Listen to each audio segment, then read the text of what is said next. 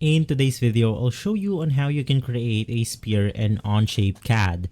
The first thing that you want to do is to create yourself a document, and basically once inside, we then want to click on the top view of our plane right here.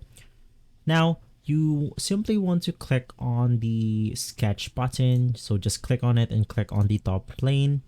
From here, you then want to simply insert a circle point. This will determine how big our circle is. So in my case, I'm going to make it this big. You then want to click on the line tool, and then you want to place the line in both ends of our circle.